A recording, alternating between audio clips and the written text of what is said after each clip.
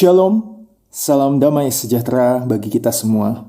Selamat malam Bapak, Ibu, Saudara-saudari, keluarga Kristen yang berbahagia dan penuh sukacita di dalam Tuhan. Pada malam hari ini, kembali kita berjumpa di dalam persekutuan ibadah rumah tangga Gemindo Jemaat Nazaret, hari Rabu tanggal 6 April tahun 2022. Kami, seluruh presbiter yang akan melayani pada malam hari ini, yaitu kelompok majelis bertugas Agape, menyampaikan salam hangat untuk keluarga sekalian.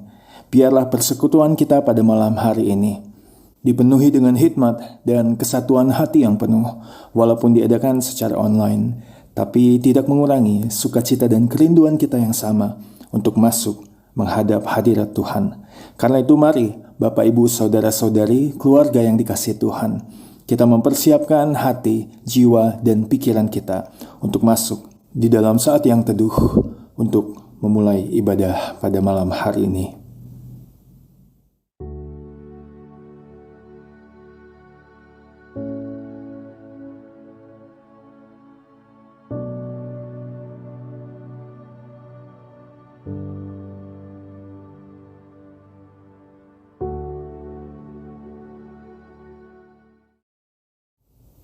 Dengan hati yang penuh dengan luapan sukacita, mari membuka ibadah kita dengan mengangkat pujian. Mari kita bersukaria.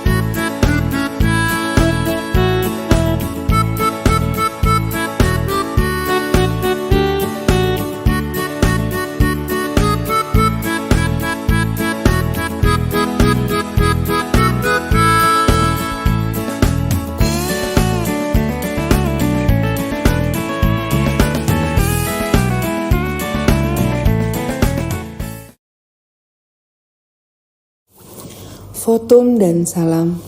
Persekutuan ibadah rumah tangga pada saat ini dialaskan dalam nama Bapa, Anaknya Yesus Kristus, dan Roh Kudus. Amin.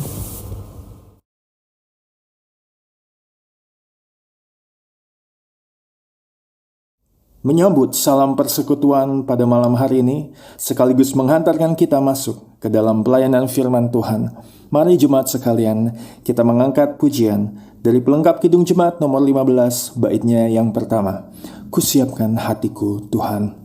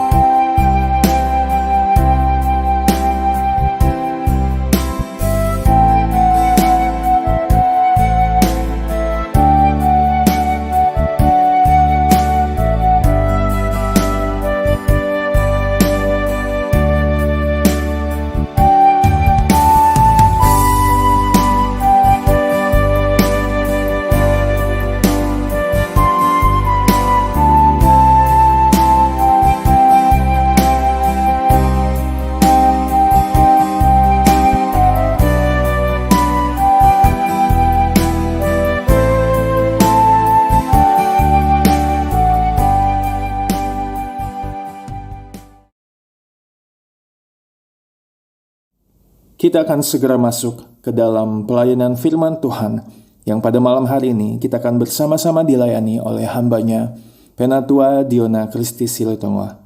Karena itu mari Bapak Ibu Jemaat terkasih, saudara-saudari yang diberkati Tuhan, kita menyiapkan hati kita dipenuhi dengan Roh Kudus untuk menerima firman Tuhan.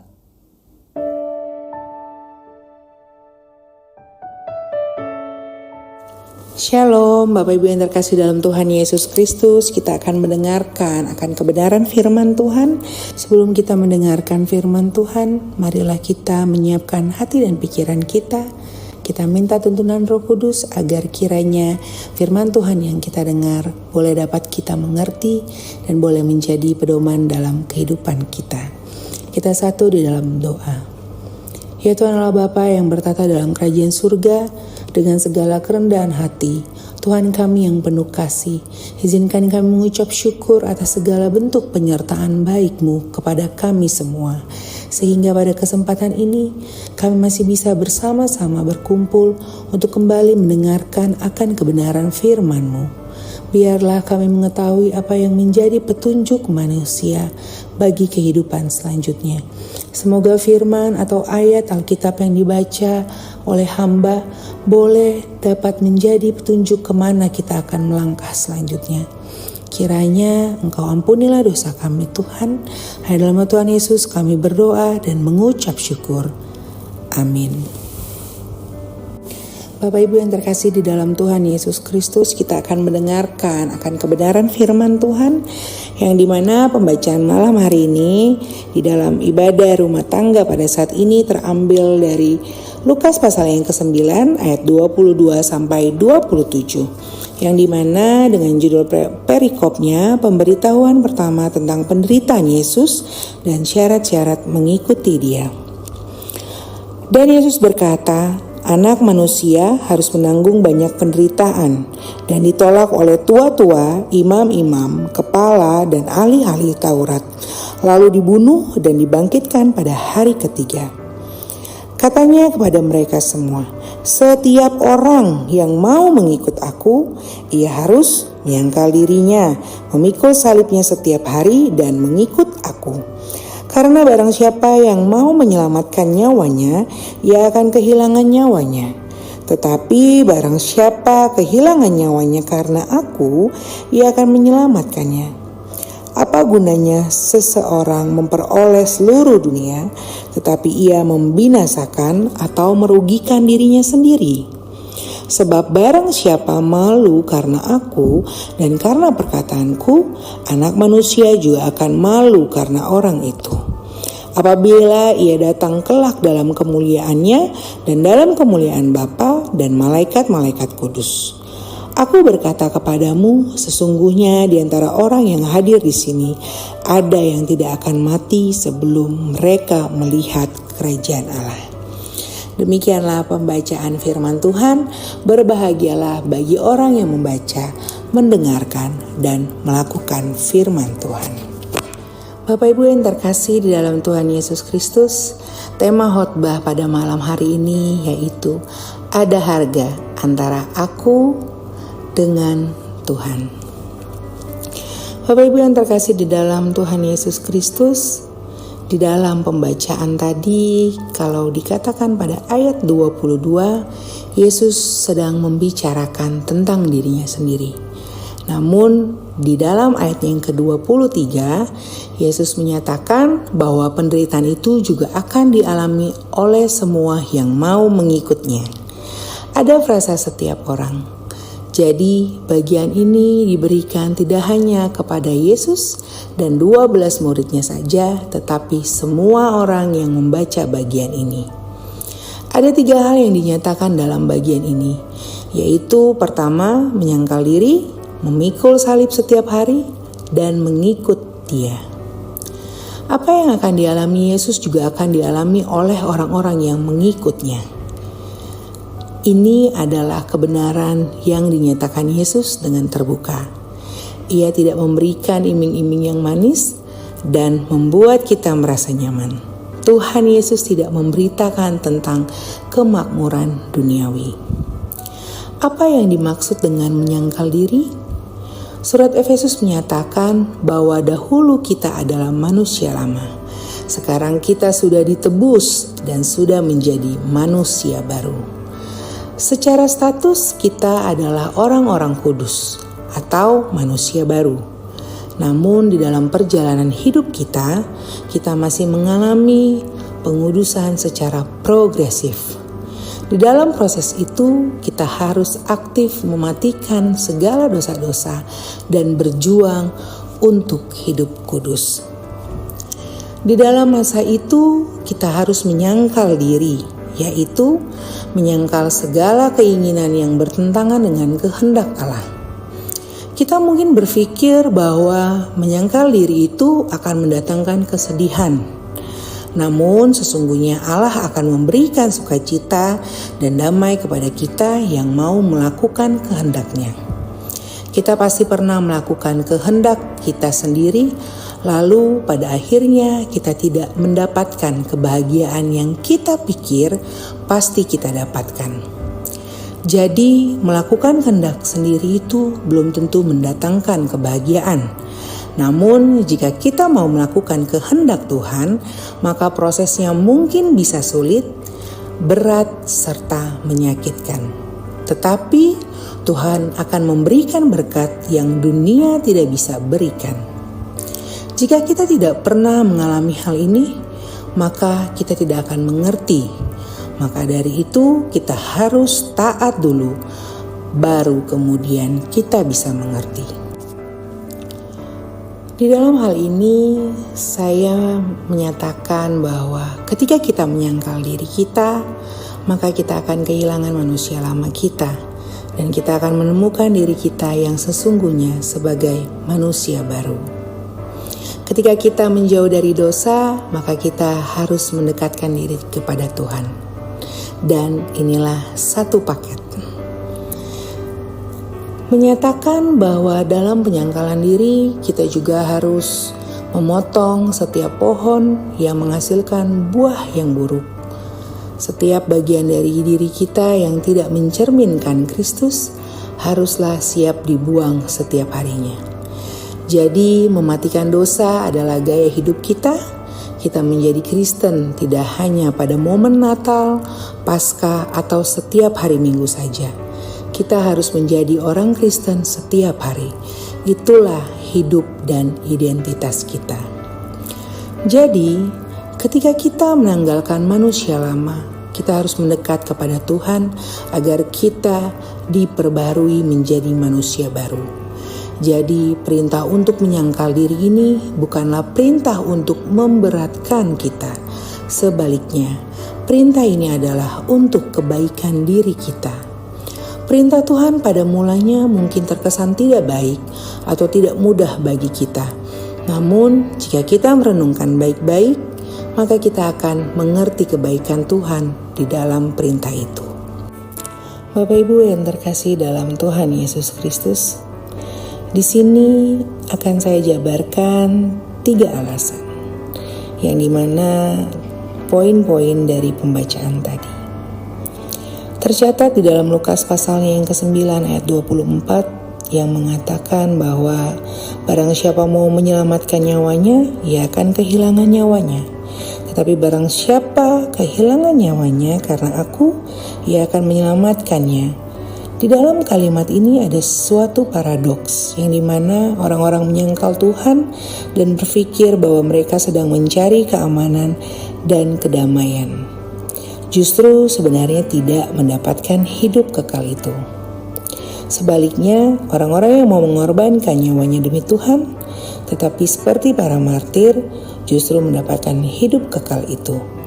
Jadi, orang-orang yang mati demi Kristus bukanlah orang-orang bodoh, melainkan mereka adalah orang-orang yang paling berbahagia. Lalu alasan yang kedua di Lukas pasal yang ke-9 ayat 25, di situ dikatakan sebab apa gunanya seorang memperoleh seluruh dunia, tetapi ia membinasakan atau merugikan dirinya sendiri. Bagian ini berbicara tentang aspek sosial dan ekonomi. Ada orang-orang yang menyangkal Tuhan dan perintahnya demi kemajuan, karir perusahaan, nama besar, dan lainnya. Namun Tuhan menyatakan bahwa itu adalah sia-sia, karena sebenarnya orang-orang seperti itu sedang membinasakan dan merugikan dirinya sendiri. Orang-orang seperti itu bisa meraih banyak hal di dunia, namun pada akhirnya mereka kehilangan itu semua. Jadi mengikut dunia adalah pilihan yang bodoh, dan mengikut Yesus dengan menyangkal diri dan memikul salib adalah pilihan yang paling bijaksana. Mengikut Tuhan itu memang bisa mendatangkan penderitaan, namun semua itu hanya sementara. Pada akhirnya kita akan mendapatkan sukacita surgawi bersama dengan Tuhan. Lalu alasan yang ketiga di dalam Lukas yang 9 ayat 26 dikatakan, sebab barang siapa malu karena aku dan karena perkataanku, anak manusia juga akan malu karena orang itu. Apabila ia datang kelak dalam kemuliaannya dan dalam kemuliaan Bapa dan malaikat-malaikat kudus. Salah satu bagian dari memikul salib adalah kita yang memikulnya harus siap dipermalukan oleh dunia. Namun itu bukan apa-apa, karena Tuhan menjanjikan suatu kemuliaan yang jauh lebih besar daripada itu pada akhirnya nanti. Akan tetapi orang-orang yang malu akan nama Tuhan pada akhirnya tidak akan mendapatkan kemuliaan itu. Jadi kita harus memilih kemuliaan mana yang kita mau dapatkan. Paulus berkata, sebab penderitaan ringan yang sekarang ini mengerjakan bagi kami kemuliaan kekal yang melebihi segala-galanya, jauh lebih besar daripada penderitaan kami. Bagi Paulus, penderitaan yang dialaminya yang begitu banyak dan menyakitkan terasa ringan, karena ia melihat kemuliaan kekal yang jauh lebih apapun. Jadi ketika kita memikirkan Via Dolorosa, kita tidak boleh langsung berpikir negatif dan ciut hati. Kita harus melihat apa yang Tuhan akan janjikan di dalam perjalanan itu. Di ayat yang terakhir di Lukas 9 ayat 27, Yesus berkata, "Aku berkata kepadamu, sesungguhnya di antara orang yang hadir di sini ada yang tidak akan mati sebelum mereka melihat kerajaan Allah." Ini adalah kelanjutan dari ayat sebelumnya. Ayat 26 sudah menyebut tentang kemuliaan, lalu kemudian ayat 27 juga berbicara tentang kemuliaan. Siapakah yang Tuhan Yesus maksud? Apa yang dimaksud dengan melihat kerajaan Allah? Bukankah kerajaan Allah sudah datang ketika Yesus mengusir setan? Melihat kerajaan Allah dijelaskan dalam perikop berikutnya, yaitu ketika Yesus dimuliakan di atas gunung. Dalam bagian itu, Petrus, Yakobus, dan Yohanes melihat Yesus yang rupa wajahnya berubah dan pakaiannya menjadi putih berkilau-kilau. Bapak Ibu, inilah yang harus kita sadari, bahwa hubungan kita sebagai anak dengan Tuhan bukan sekedar hubungan biasa, tetapi di mana ada harga yang sudah terbayarkan dan ada harga yang harus dibayarkan. Bapak Ibu yang terkasih di dalam Tuhan Yesus Kristus, setelah merenungkan semua ini, kita harus bertanya kepada diri kita, jalan manakah yang mau kita pilih? Maukah kita menyangkal diri, memikul salib setiap hari dan mengikuti Dia? Apakah kita akan memilih dunia? Kita harus memilih jalan yang terbaik dan paling bijaksana. Maukah kita menanggung penderitaan itu agar kita mendapatkan hal yang jauh lebih baik dari Tuhan? Mengenal Kristus lebih dalam lagi dan menikmati kemuliaan yang Tuhan janjikan. Pilihan kita dalam hal ini akan menentukan arah kehidupan kita sampai kita mati. Demikianlah renungan firman pada malam hari ini. Kiranya ini semua boleh menjadi pedoman hidup kita dan boleh memperkuat kita lagi, menguatkan kita di dalam kita menjalani kehidupan kita. Tuhan Yesus memberkati kita semua. Amin.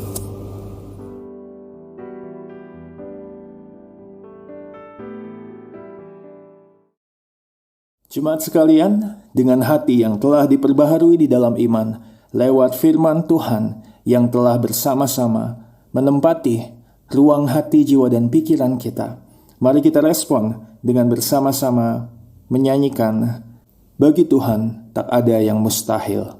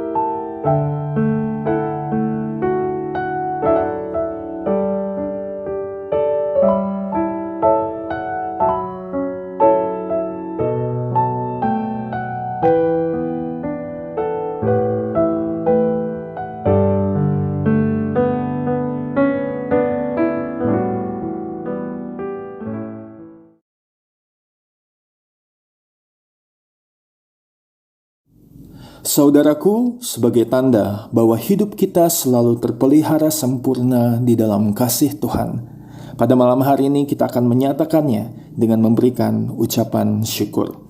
Pengucapan syukur lewat persembahan yang akan kita berikan dapat bersama-sama oleh keluarga diberikan di dalam kotak persembahan di rumah masing-masing dan akan dibawa kepada gereja pada saat ibadah tatap muka diadakan.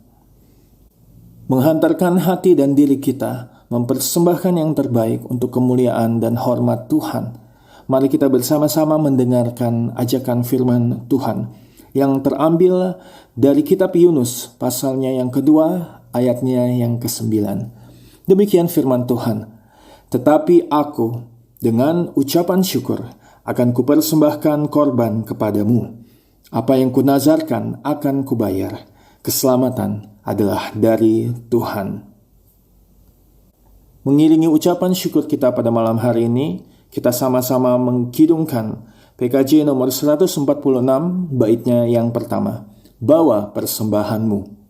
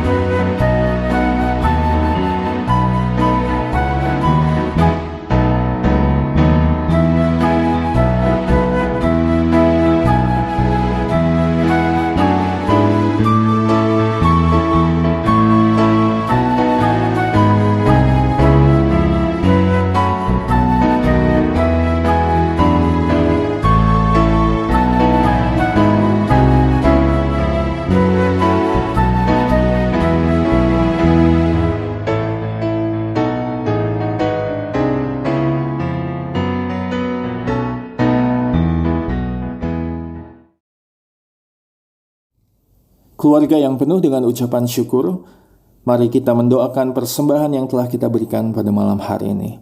Kita satu di dalam doa. Selamat malam Bapa, di hari yang indah ini, di dalam nafas kehidupan yang telah kami peroleh. Kami telah berkumpul di dalam satu persekutuan, terpisah jarak satu dengan yang lain, namun terlekat di dalam kepercayaan yang sama, bahwa Tuhan selalu hadir di tengah-tengah kami. Kami sungguh bersyukur karena di dalam kehidupan kami yang penuh dosa dan salah, Tuhan tetap menemui kami. Di dalam kelemahan kami pun, Tuhan tetap menopang kami. Bahkan di dalam kekurangan dan ketidakmampuan kami tetap dipelihara di dalam kasih Tuhan. Sungguhlah tidak terhitung berkat Tuhan yang hadir di tengah-tengah keseharian kami, selalu menguatkan dan memampukan kami untuk tetap berjalan dan melangkah maju di dalam kehidupan ini. Kami selalu menerima lebih dari yang kami harapkan dan kami doakan. Oleh karena itu Bapa, sebagai ungkapan syukur hati kami, lihatlah kami pada saat ini mengembalikan sebagian dari berkat Tuhan tersebut sebagai korban syukur kami. Tidak seberapa yang kami bawa dan beri dibandingkan dengan berkat yang tidak terhitung yang Tuhan hadirkan di tengah-tengah kehidupan kami. Namun tiliklah hati kami yang memberi dengan kerendahan dan ketulusan hati kami. Karena kami sungguh mencintai-Mu, ya Bapa. Layakan dan kuduskan persembahan ini agar menghasilkan asap yang lurus, naik membumbung ke atas berkenan di hadapan Tuhan. Juga kami membawa dalam doa ini mereka yang akan mengelola persembahan ini. Di dalam bakti hati mereka, turunkan hikmat serta kejujuran dan kemampuan agar milik-Mu ini dapat dipergunakan sesuai dengan kehendak Tuhan, yaitu untuk pembangunan rumah-Mu dan untuk menjangkau sesama kami yang membutuhkan. Ajarlah kami selalu untuk tidak mempertahankan harta dunia kami atau larut di dalam rasa berkekurangan sehingga kami lupa menghitung berkat dan anugerah Tuhan yang selalu hadir tepat waktu di dalam kehidupan kami. Ajarlah kami untuk tetap setia dalam mengucap syukur bagaimanapun keadaan kami saat ini. Terima kasih ya Bapa. Inilah doa ucapan syukur dan permohonan yang kami sampaikan dan alaskan hanya di dalam nama Yesus Kristus, korban yang sempurna, pemilik kehidupan dan sumber berkat kami. Hosiana. Amin. Keluarga dan rumah tangga yang terkasih, setelah kita menyatakan syukur atas berkat Tuhan, kita akan kembali diberkati lewat kesaksian pujian yang akan dibawakan oleh keluarga Malalantang Nelwan.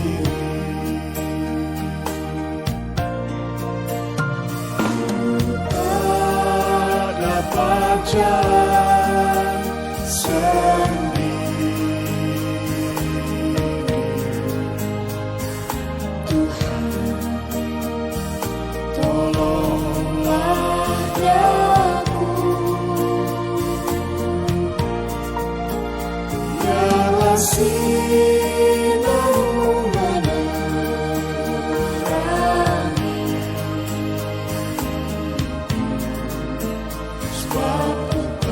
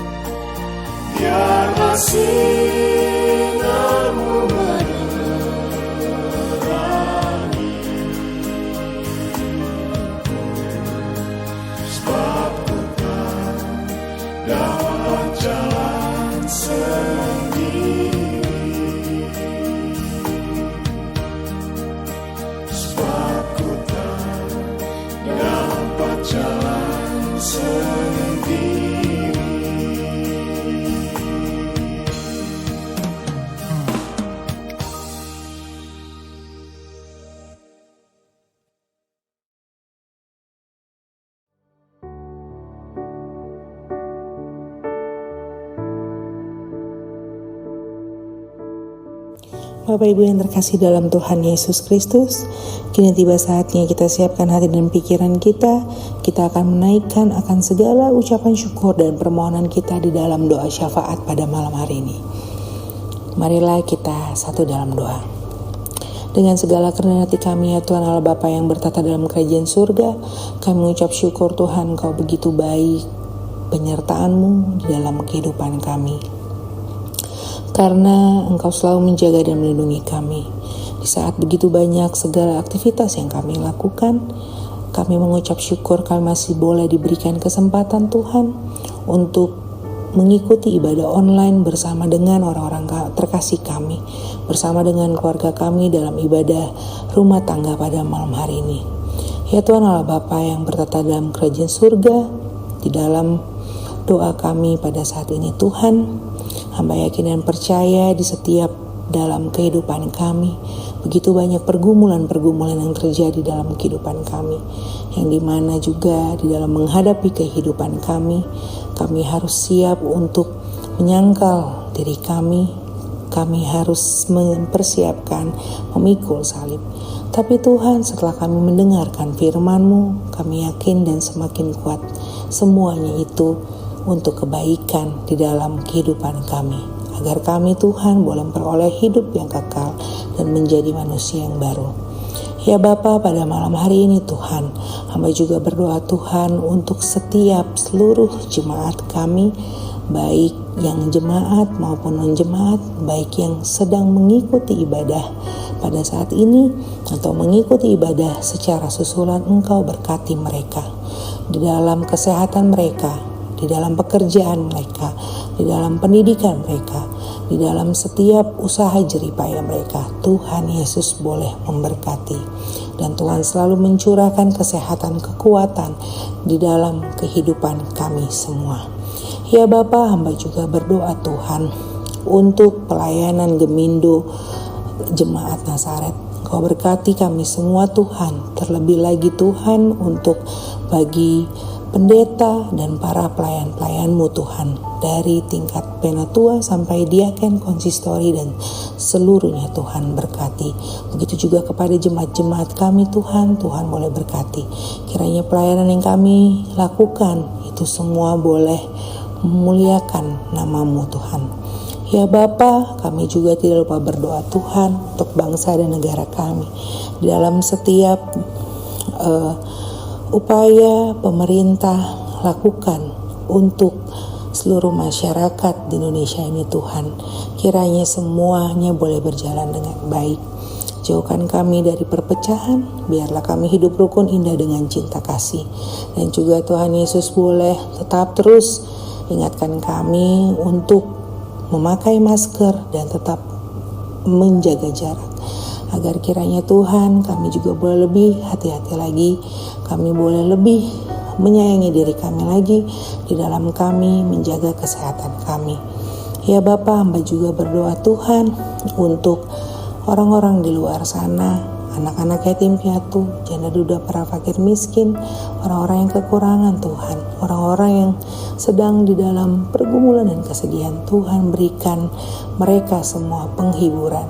Tuhan, curahkan berkat dalam kehidupan mereka sesuai dengan kehendak dan perkenan-Mu. Ya Bapa, hamba juga berdoa Tuhan yang sedang sakit dalam kelemahan tubuh, Tuhan boleh pulihkan. Yang sedang mencari pekerjaan, Tuhan berikan pekerjaan. Yang sedang dalam proses apapun yang sedang terjadi dan dilakukan dalam kehidupan, kiranya Tuhan turut campur tangan di dalamnya.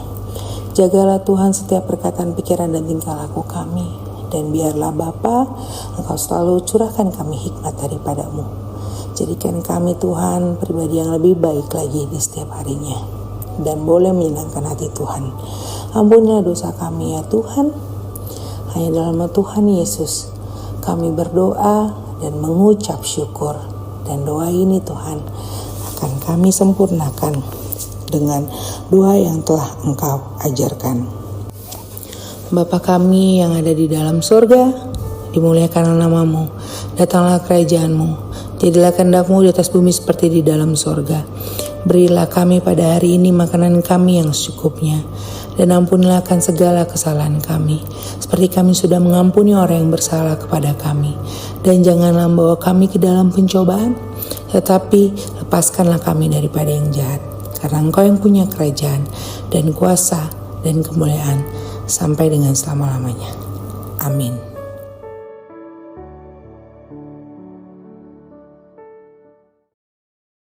Kita tiba di akhir ibadah ini.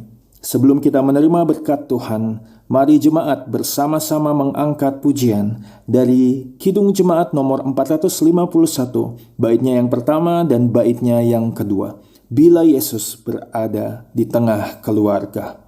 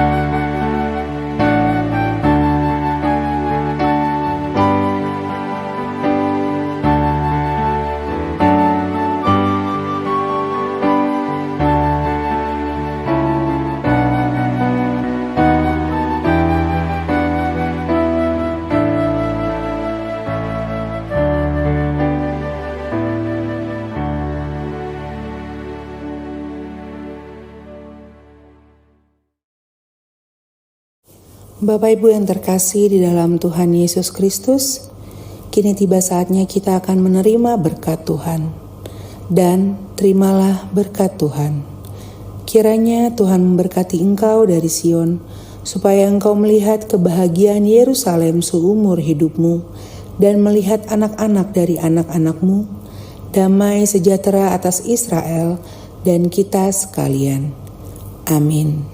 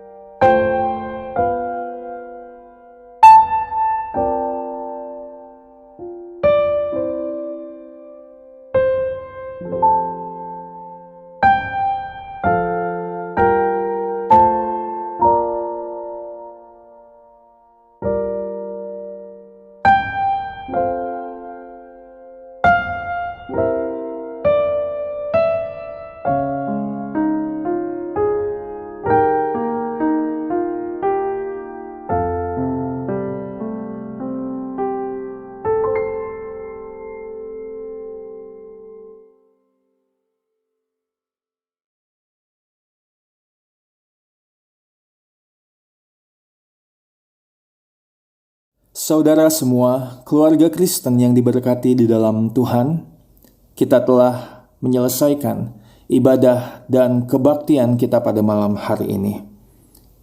Sebelum kita akan sepenuhnya undur dari ibadah ini dan kembali ke dalam istirahat malam kita, sejenak kami mohon waktu untuk mendengarkan warta sepekan. Di esok hari, Kamis tanggal 7 April tahun 2022, diadakan ibadah Komisi Pelayanan Kategorial Pria dan Bapa. Ibadah KPKPB sudah akan dilakukan secara tatap muka di Aula Gedung Gereja Gemindo Nazaret pada pukul 7 malam. Karena itu kami mengundang seluruh kaum pria dan bapa untuk hadir dan menghadiri ibadah pada esok hari. Pada hari Jumat, tanggal 8 April tahun 2022, ibadah KPK Pemuda masih akan dilakukan secara online lewat aplikasi Zoom. Namun, bagi seluruh pemuda yang rindu untuk menghadiri ibadah secara tatap muka, Kami petugas akan melakukan ibadah dan melayani secara langsung di aula gedung gereja. Namun ibadah juga masih akan dilakukan secara streaming lewat via aplikasi Zoom bagi teman-teman pemuda yang belum dapat hadir. Dan pada hari Minggu, tanggal 10 April tahun 2022, pukul 9 pagi, kami mengundang seluruh jemaat untuk hadir di dalam ibadah Minggu Prapaskah ke-6, di mana pada ibadah Minggu Prapaskah ke-6, kita akan bersama-sama dipimpin dan dilayani oleh Pendeta Melani Talumewo, Sarjana Teologia, dan didampingi oleh kelompok majelis bertugas Agape. Demikian warta sepekan yang dapat kami sampaikan pada malam hari ini. Sekali lagi kami mengucapkan banyak terima kasih kepada Bapak Ibu Saudara-saudari keluarga yang diberkati Tuhan atas kehadiran dan partisipasi di dalam ibadah rumah tangga pada malam hari ini. Selamat beristirahat, tetap semangat dan jaga kesehatan. Tuhan Yesus memberkati kita semua. Shalom.